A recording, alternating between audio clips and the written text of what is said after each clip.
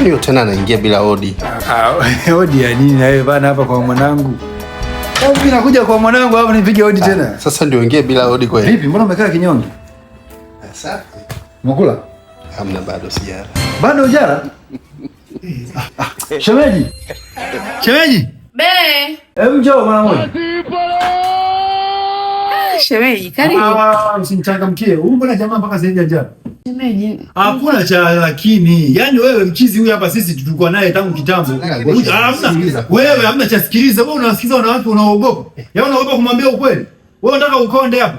Sisi hakuna cha lakini. Wewe mtu sasa hivi mume wako unatakiwa tayari ushamtengea chakula. Mtu akishakula hamna jioni. Hapana. Wewe unaogopa wanawake unaendekeza. Kwani kumwambia ukweli unaogopa? Kama umeshindwa kuishi na mshikaji, chukua vitu vyako sepa. Sisi hakuna usikiliza kitu gani? Ukikuwa umempa chakula sisi tungekusikiliza. Lakini ngosha. Hakuna cha lakini wewe.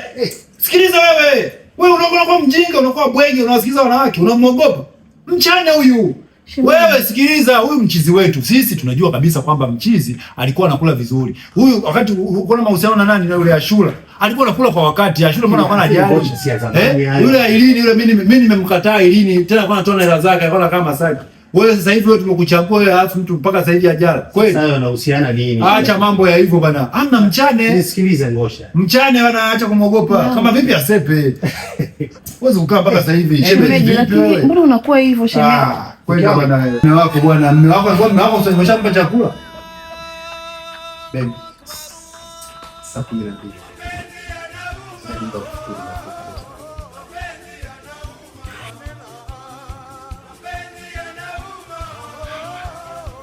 Kama unavyopenda. Kaka tunafikiri. Wewe mnasemaga basi mko mmefunga.